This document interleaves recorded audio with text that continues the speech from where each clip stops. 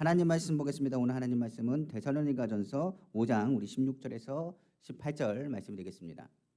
하나님 말씀은 데살로니가전서 5장 우리 16절에서 18절 말씀 우리 다 같이 말씀을 봉독하겠습니다. 항상 기뻐하라, 쉬지 말고 기도하라, 범사에 감사하라. 이것이 그리스도 예수 안에서 너희를 향하신 하나님의 뜻이니라. 아멘. 사랑의 주 하나님 아버지 감사합니다. 오늘 창립 9주년 기념 예배를 통하여 하나님이 기뻐하시는 교회, 하나님께 기도하는 교회, 감사하는 교회로 아버지 은빛교회를 세우심을 믿습니다. 우리가 하나님의 뜻을 알고 하나님께 나아갈 수 있도록 축복하여 주시고, 오늘 말씀 속에서 오늘 하루 동안 하나님께서 주신 풍성한 은혜가 우리 성도님 가정 환경 가운데 풍성히 나타나기를 원하오니 아버지 하나님 붙잡아 하시고 역사하여 주옵소서. 이 모든 말씀 만화의 왕이시고 만주의 주가 되시며 능력에 능치 못하심이 없으시며 살아서 역사하시는 우리 주 예수님의 이름으로 축복하고 기도합니다. 아멘. 저는 오늘 데살로니가전서 5장 16절에서부터 19절 말씀을 가지고 교회 창립 9주년 기념 예배로 기뻐하는 교회, 기도하는 교회, 감사하는 교회라는 제목의 말씀으로 은혜 받기를 간절히 원합니다. 본문은 우리가 너무나 잘 아는 말씀입니다. 항상 기뻐하라는 것, 기도하라는 것, 감사하라는 것, 그것이 하나님의 뜻에 있음에도 불구하고 많은 사람들이 알면서도 이것을 지키지 못하고 있는 것을 우리는 확인할 수 있습니다. 믿는 자가 기쁨과 기도와 감사가 넘치는 교회, 그것을 이루는 것은 분명히 하나님이 원하시는 뜻일 것입니다.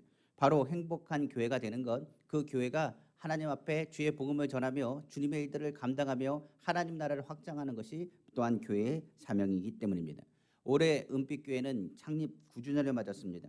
특히 올해 창립 예배는 코로나19의 전염병과 그리고 같은 재앙과 정치적인 혼란 그리고 각종 경제 위기 가운데 이를 극복하고 맞이하는 예배이기에 더 큰 의미가 있다고 볼 수 있습니다.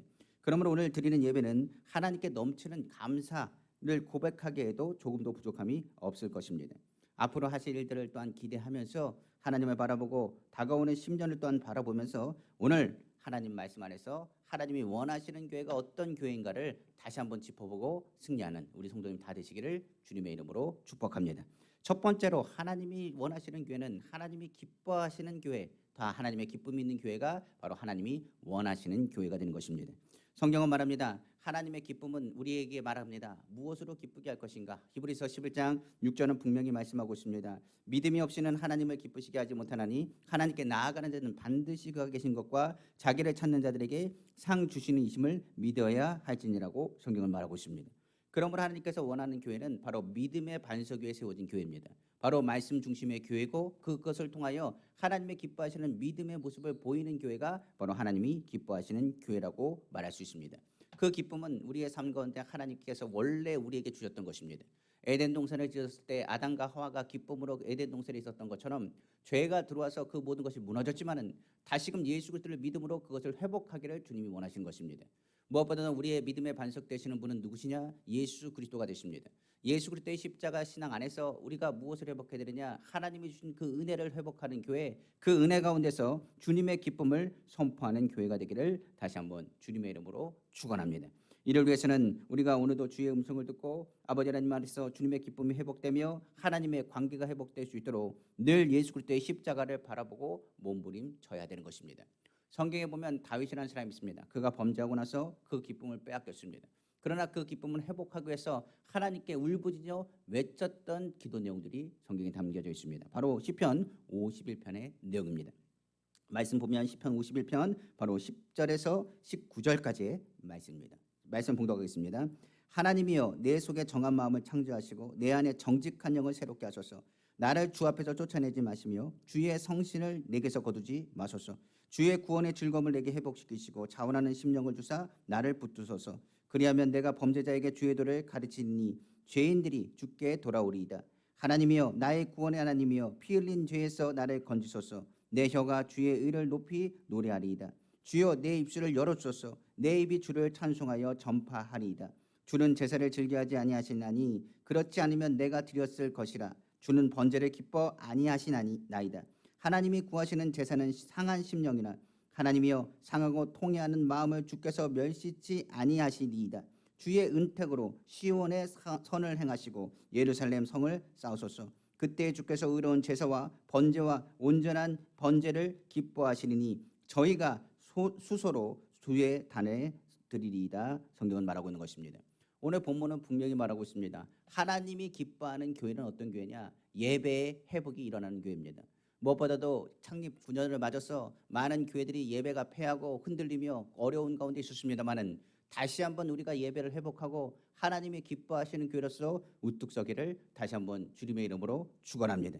2022년도 빼앗겼던 그 기쁨 모두 회복하길 원하고 코로나 재앙과 여러 가지 경제 위기 가운데도 오직 주님을 찬양하며 다시금 이 나라도 회복되지만 한국 교회가 회복되고 은빛 교회의 모든 예배와 우리 성도들의 기쁨이 주님의 기쁨이 회복되기를 다시 한번 주님의 이름으로 축복합니다.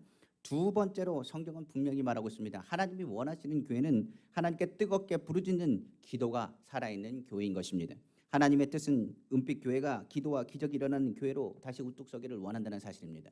하나님이 기뻐하시는 교회는 바로 하나님께 부르짖는 기도요, 예수 이름을 선포하는 교회라고 말할 수 있습니다. 이에 우리에게 중요한 것은 소망의 기도가 회복돼야 됩니다. 꿈이 있는 교회가, 희망이 있는 교회가, 많은 이들에게 그리스도의 복음을 전하는 교회가 되었을 때 하나님의 역사가 나타나는 것입니다. 시편 146편 5절에 말합니다. 야곱의 하나님은 자기의 도움으로 삼으며 야훼 자기 하나님에게 자기의 소망을 두는 자는 복이 있다고 성경은 말하고 있습니다. 우리가 아는 야곱은 희망이 없었습니다. 장자권까지 뺏고 도망가는 도망자 신세가 되었을 때 그는 아무것도 할 수 없었습니다. 그가 할 수 있는 것은 돌 기둥을 돌 베개 삼아서 두루노 잠만 잘 수밖에 없는 상황이었습니다. 너무 답답하면 우리는 아무것도 할 수 없습니다. 그때 누가 찾아오셨느냐? 하나님이 찾아오셨습니다. 천사들이 다닥다리로 왕래하고 하나님께서는 그 음성을 야곱에게 들리게 하셨습니다. 바로 창세기 28장 13절에서 15절입니다. 또 본즉 야훼께서 그 위에 서서 이르시되 나는 야훼니 너희 조부 아브라함의 하나님이요 이삭의 하나님이라. 내가 누워있는 땅을 내가 너와 내 자손에게 주리니 내 자손이 땅의 티끌같이 되어 내가 서쪽과 동쪽과 북쪽과 남쪽으로 퍼져나갈지며 땅의 모든 족속이 너와 내 자손으로 말미암아 복을 받으리라. 내가 너와 함께 있어 내가 어디로 가는지 너를 지키며 너를 이끌어 이 땅으로 돌아오게 할지라. 내가 내게 허락한 것을 다 이루기까지 너를 떠나지 아니하리라 하신지라. 야곱에게는 두려움이 많았습니다만 세상에 대한 두려움이 사라지고 하나님에 대한 두려움이 회복됐습니다. 그리고 나서 그는 두려워 하나님께 말합니다. 내가 하나님이 이처럼 가까이 계신 줄 몰랐습니다. 하나님 아버지, 내가 이제는 주님 앞에 다시 한번 제대로 서 나가며 하나님의 음성을 가지고 희망을 갖고 다시 돌아올 것을 꿈꾼다라고 그는 고백했습니다. 무엇보다도 하나님은 나와 함께 하실 뿐만 아니라 나를 버리지 아니하시고 내가 주님 아래서 축복의 사람인 것을 기억하게 하셨다라고 성경은 기록하고 있는 것입니다.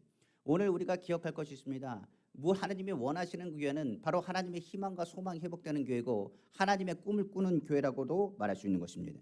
주님이 우리와 함께 하시고 하나님이 나의 소망이 되시면 그때부터 하나님의 역사와 하나님의 기적이 일어나는 것입니다. 하나님이 원하시는 희망의 메시지가 우리 가운데 들리기 원하고 하나님의 소망을 선포하는 메시지가 교회 가운데 이르기를 간절히 원합니다. 이를 위해서는 우리가 무엇을 해야 됩니까? 하나님의 말씀을 붙잡아야 됩니다. 무엇보다도 은빛 교회가 하나님의 말씀을 붙잡고 오직 하나님의 말씀만을 선포하며 하나님의 말씀에 있는 희망과 소망의 메시지를 선포하는 교회가 되어야 되는 것입니다. 그러므로 2022년도 다시금 예수 이름의 권세가 나타나는 교회, 기적이 일어나는 교회, 능력이 나타나는 교회, 치유가 나타나는 교회, 승리가 이루어지는 교회가 되기를 다시 한번 주님의 이름으로 축복합니다. 이를 위해서 우리가 기억할 것은 뜨거운 기도 회복을 위해서 늘 말씀을 묵상하시고 말씀에 순종하시고 간절히 말씀을 붙잡고 기도할 때 하나님께서 우리와 함께 하시고 성령의 도우심이 우리 귀한 성도님의 삶 가운데 넘쳐나게 될 줄로 믿습니다. 마지막 세 번째로 하나님께서 원하시는 교회는 하나님을 감동케 하는 교회입니다. 하나님께 감동케 하는 교회는 다른 것이 아닙니다. 모든 일에 하나님의 뜻을 깨달아 하나님의 마음을 알아 하나님께 감사를 표현하는 교회인 것입니다. 하나님께 사랑받는 자로서 감사가 회복되고 감사는 바로 은혜 받은 사람의 묘표상이라는 것을 기억해야 되는 것입니다. 은혜는 하나님을 사랑하는 자가 받는 것입니다. 그리고 그 은혜를 통해서 선포하는 메시지가 바로 감사가 되는 것입니다. 이 감사는 하나님을 감동시킬 뿐만 아니라 이 감사는 하나님의 보좌를 움직이는 하나님의 역사를 이루게 되는 것입니다. 우리는 하나님이 어떤 분인 것을 압니다. 하나님은 좋으신 하나님이시고 좋은 것은 좋게 하시고 안 좋은 것은 좋게 바꾸시고 오히려 더 좋은 것으로 바꾸시는 하나님의 능력을 우리는 고백해야 되는 것입니다. 하나님의 뜻에는 부정적인 것이 없고 하나님의 뜻에는 절대적인 긍정과 절대적인 감사만이 있어야 되는 것입니다. 성경에 보면 하나님의 마음을 알아야 너희는 감사하게 될 것인데 그 마음을 알게 하시는 분이 누구라고 성경은 말하고 있느냐? 바로 성령이라고 말하고 있습니다. 무엇보다 하나님이 원하시는 교회는 감사하는 교회요, 하나님을 감동케 하는 교회인데 그 교회는 어떤 교회냐? 바로 성령으로 충만한 교회가 되어야 된다는 것입니다. 바로 성령으로 충만하게 되어졌을 때 우리의 마음 가운데 하나님의 마음을 알아 지금 눈에 보이지 않고 손에 잡히지 않고 귀에 들리지 않아도 하나님이 우리와 함께 하시고 하나님의 역사하셔서 이것이 안 좋은 것이 아니라 좋은 일이 된다는 것을 기대하게 되는 것입니다. 우리가 지난 9년을 돌아다 보면 안 좋은 일 같은 일들이 얼마나 많은지 모르겠습니다. 풍랑도 많았고 고통도 많았고 슬픔도 많았고 괴로움도 많았습니다만 지나가고 났더니 그것이 뭐더라? 하나님이 우리에게 주신 복이더라. 성령께서는 모든 것이 합력하여 선을 이루게 하시고 하나님의 교회를 온전히 세울 수 있도록 이끄신다는 것을 깨닫게 되는 것입니다. 이를 위해서 우리는 하나님을 알아야 됩니다. 그리고 주님의 마음을 깨달아 알아야 되는 것입니다. 구약에는 하박국이라는 선지자가 있습니다. 유다의 강대국인 바벨론에 의해서 이스라엘이 완전히 멸망할 위기 가운데 있었습니다. 기도하는 선지자인 하박국은 외치기 시작했습니다. 하나님, 하나님의 백성을 이렇게 괴롭히셔도 되겠습니까? 하나님의 약속의 민족인데 이들이 멸하여 무너질 것 같습니다. 하나님, 우리의 고통에 대해서 모른 척 하시겠습니까? 하나님, 악인들이 오히려 하나님을 섬기는 나를 이렇게 괴롭히는데 가만히 있으면 되시겠습니까? 라고 외쳤습니다. 하나님은 아무 말씀하지 않으셨습니다. 하박국은 더 달아서 하나님께 외치고 매달리기 시작했습니다. 그때였습니다. 하나님께서 하박국에 보이시기 시작했습니다. 그들의 죄악을 보이시기 시작했습니다. 그들의 고통과 아픔의 소리를 무시하시는 분이 아니라 그들의 죄악으로 인하여 당연하게 다가온 고통의 통로라는 것을 하박국으로 통하여 알게 하신 것입니다. 그러나 그 가운데 하나님께서 깨닫게 하신 것은 하나님의 마음이 무엇인지를 깨닫겠다는 사실입니다. 이 땅에 있는 모든 나라들, 이 땅에 있는 이스라엘이라는 그 민족들이 지금 이대로 아무리 놔둔다 할지라도 그들은 변하지 않습니다.